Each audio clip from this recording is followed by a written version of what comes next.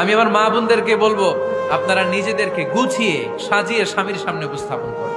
অনেক বোনেরা আছে বাইরে যাওয়ার সময় পার্লারিং করে মেকআপ করে সুন্দর জামা কাপড় পরে বাইরে যায়, আর স্বামীর সামনে আসলে বুয়ার মতো থাকে। আছে না নাই? স্বামীর সামনে পচা জামা, ছিঁড়া জামা, চুলের মধ্যে নাই সুগন্ধি, নিজেকে গুছিয়ে রাখে না, সামলে রাখে না, কাজের বুয়ার মতো নিজেকে উপস্থাপন করে স্বামীর সামনে। আর বাইরে গেলে মেকআপ করে পার্লারিং করে যায়। হওয়া দরকার ছিল উল্টা, বাইরে আপনি সাদা সিধা ভাবে যাবেন, বোরকা দিয়ে নিজেকে ঢেকে যাবেন। বাইরে যাওয়ার সময় কোনো নারী পারফিউম ইউজ করে যেতে পারবে না। নারীরা যত পারফিউম ইউজ করতে মনে চায় আপনার বেডরুমে, আপনার স্বামীর সামনে, ঠিক কিনা? স্বামীর সামনে পারফিউম ইউজ করেন, নিজেকে উজাড় করে সাজান স্বামীর জন্য। এই প্রতিটা সাজুগুজুতে সওয়াব আছে না নাই? ইসলাম কতটা চেক এন্ড ব্যালেন্স, কতটা ভারসাম্যপূর্ণ জীবন ব্যবস্থা। খবরদার, নারীরা ডিওডোরেন্ট ইউজ করে বাইরে যেতে পারবে, যেটা সে তার আর্মপিটে ইউজ করে, কিন্তু ঝাঁঝালো পারফিউম বোরকার উপর দিয়ে মেরে কোনো নারী বাইরে যেতে পারবে? কথা বলেন। সুনানে নাসাইর হাদিস, আল্লাহর হাবিব বলেন, আইয়ুমা ইমরাআতিন ইস্তা'সারাত নাফসাহা ফামাররাত আলা কওমিন লিয়াজিদু রিহাহা ফাহিয়া জানিয়া। কোন নারী যদি তার জামার উপর দিয়ে পারফিউম মেখে পুরুষ লোকের দৃষ্টি আকর্ষণের জন্য ঘরের বাইরে বের হয়, যতটা পুরুষ তার চেহারার দিকে লোলুপ দৃষ্টি নিয়ে তাকাবে, ততটা পুরুষের সাথে জিনার গুনাহ মহিলার আমলনামায় তুলে দিবে কে? পারফিউম মেখে যদি কোনো নারী বের হয় এই উদ্দেশ্যে যে ছেলেরা আমাদের প্রতি আকৃষ্ট হবে, যতটা ছেলে তার দিকে তাকাবে, প্রত্যেকটা ছেলের সাথে জিনার গুনাহ আল্লাহ তাআলা এমনি তার আমলনামায় তুলে দিবে। নাউজুবিল্লাহ পড়েন।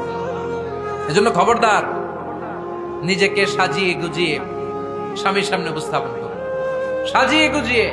অনেক স্ত্রীরা আছে ড্রাইভারের সাথে কথা বলার সময় মিষ্টি হাসি দিয়ে কথা বলে। বাজারে শপিং করতে গেলে আসসালামু আলাইকুম ভাই, কেমন আছেন? কি সুন্দর আসসালামু আলাইকুম। স্বামীর সামনে আসলে আর এই মিষ্টি কথাটা নাই। আসরা নাই? বাইরে তোমার চিকন গলায় কিসের আসসালামু আলাইকুম? হ্যাঁ না, বাইরে আপনি আসসালামু আলাইকুম দিতে যাবেন না, ঝটপট করে কর্কশ ভাষায় কথা বলে শেষ। কেউ ফোন দিয়েছে, হ্যালো কে? স্বামীকে চায়, উনি বাসায় নাই, কাট।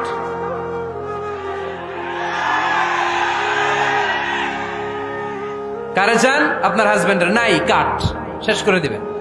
মিষ্টি মিষ্টি আসসালামু আলাইকুম আসসালামু আলাইকুম বলা যাবে নাকি? খবরদার, খবরদার। বাজার করতে গেলে কি মিষ্টি হাসি, দোকানে গেলে কি মিষ্টি আলাপ, ড্রাইভারের সাথে কি সুন্দর কথা, সিএনজি ওয়ালার সাথে কি সুন্দর আলাপ, আর ঘরে আসলে এই চেহারাটারে এরকম করে রাখে। আসরা নাই? ঘরে আসলে স্বামীর সাথে খিটখিটে মেজাজ না, উল্টো করে ফেলছেন আপনি। বরং স্বামী ছাড়া অন্যদের সাথে কথা শর্টকাটে সারবেন, যাতে কোনো ফিতনা চলে না আসে। চিল্লায় বলেন ঠিক কিনা?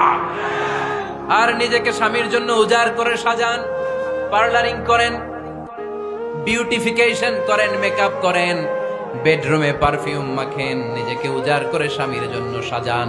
সওয়াব দিয়ে আপনার আমলনামাটারে পূর্ণ করে দিবে কে? বিশ্বনবী যখন সফরে যেতেন, সফর থেকে ফিরে আসার সময় ডিরেক্টলি স্ত্রীর ঘরে যেতেন না। বিশ্বনবী একজনকে ঘরে পাঠিয়ে দিতেন, মদিনার উপকণ্ঠে কিছু সময় অপেক্ষা করতেন, আর বলতেন আজকে আমি আয়েশার ঘরে যাব। আয়েশারে যে বলো আমি এসেছি, কয়েক ঘন্টা পরে আয়েশার ঘরে আমি ঢুকবো। সুবহানাল্লাহ পড়েন। স্ত্রীকে সময় দিতেন, কারণ স্ত্রী হয়তো কাজ করে, ঘর গুছায়, ঘেমে থাকতে পারে, তাকে নিজেকে গুছানোর জন্য সময়ের দরকার আছে না নাই?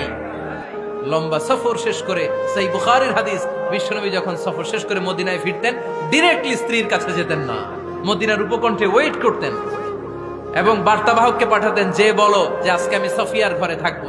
সফিয়াকে সময় দিতেন 2-1 ঘন্টা, যাতে নিজেকে সাজিয়ে নিতে পারে। সুবহানাল্লাহ।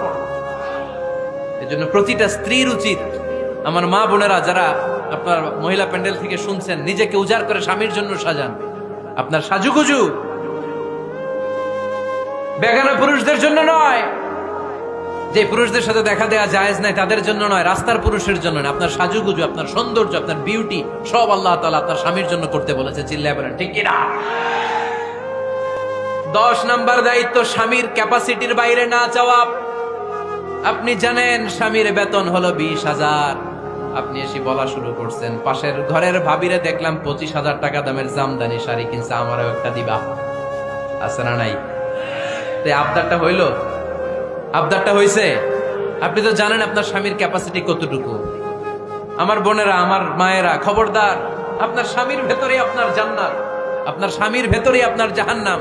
আপনার স্বামীর মনকে খুশি রাখতে পারলে জান্নাতের দরজাগুলো আপনার জন্য খুলে দিবে কে?